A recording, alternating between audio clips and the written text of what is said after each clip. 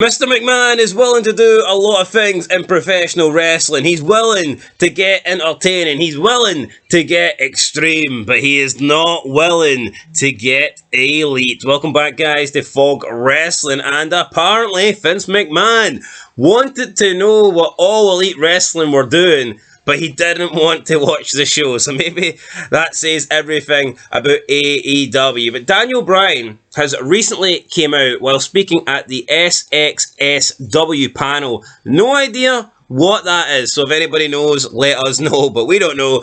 And he was asked about what AEW needs to reach the next level of success. And he said the following, quote, "If you look at Dynamite and look at where we can make improvements to gain an audience here or to touch people to a different level, the idea is you can't make big changes because Dynamite is already successful. This is what we were talking about in WWE."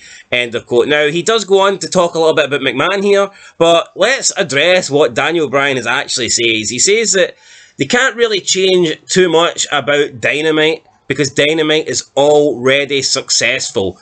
Would you describe Dynamite as successful when its audience is like way down on what it was when it first started? It's losing money. It's not a great show. The attendances are really poor. I don't know if I would say Dynamite is successful. It's basically surviving. It's been around for 5 years, but has it been a successful 5 years? I don't think so. Well, it's been stagnant. I would describe it as a downward spiral, but I don't think it's going to get much worse because with Tony Khan, it's the money factor. Ratings get worse because like productivity goes down and like the production values, but if you've constantly got the money, right, it's hard to actually hit a level then completely going beneath that level. Like a TNA level? Aye. WCW's production value at the end compared to the peak, it's for all to see. ECW didn't really have one to begin with.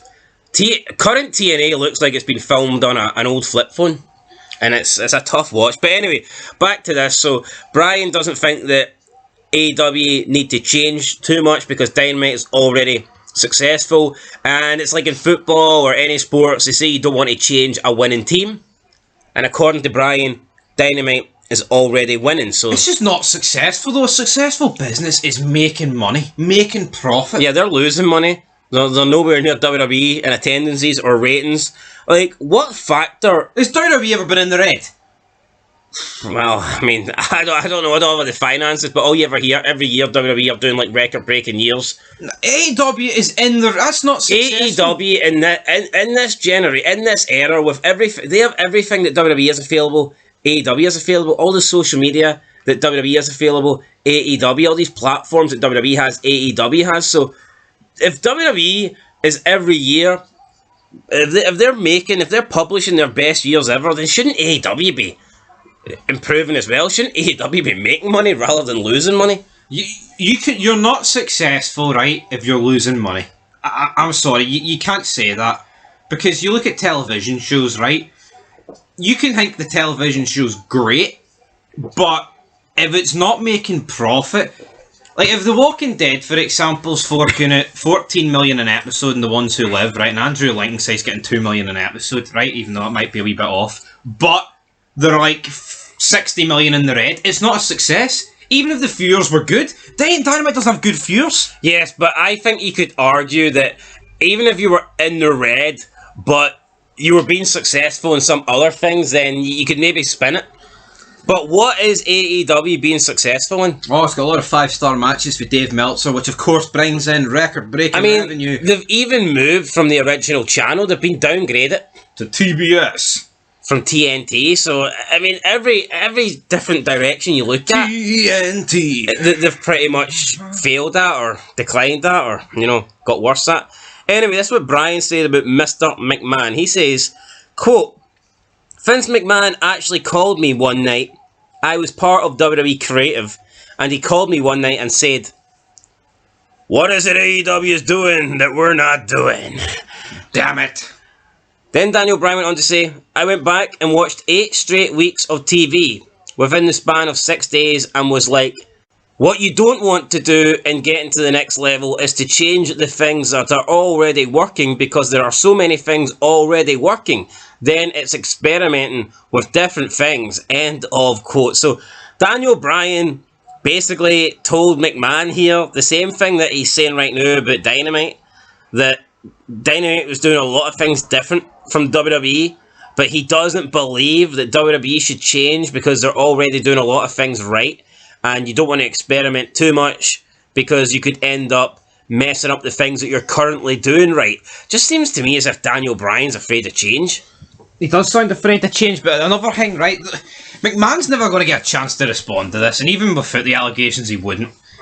Daniel Bryan could have just made this up to try and paint AEW in a good light, because McMahon, the WWE, the god of WWE, was actually trying to take hints and take suggestions from AEW. Just because Daniel Bryan was in WWE, right, doesn't automatically mean he's going to bury AEW, but I doubt his opinion was the exact same than what it is now when he's in AEW, and he's obviously kissing Tony Khan's ass for a paycheck compared to when he's in WWE.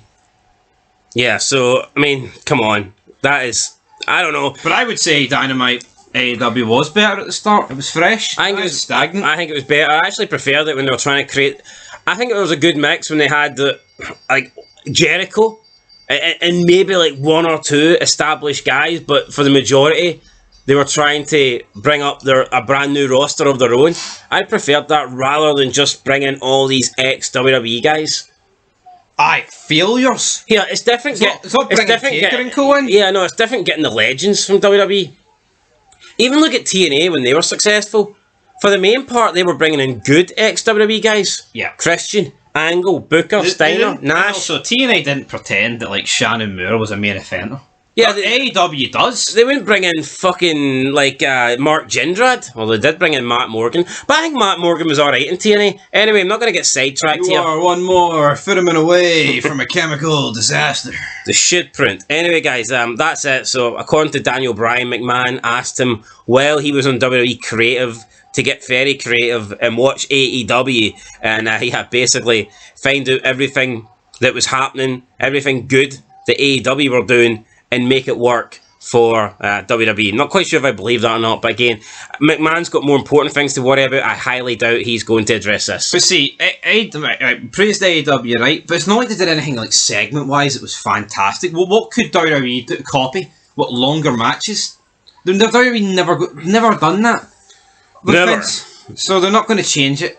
What are they going to? WWE going to whip out Jericho's house for someone else and pretend there's a Vanguard thing chasing them? I mean, come on, McMahon's not going to sign off in that. Nah, that kind of stuff doesn't work in WWE or McMahon's world. There has to be an element of fucking steroids involved. The Firefly Funhouse was drugs. Big sweaty men. Aye.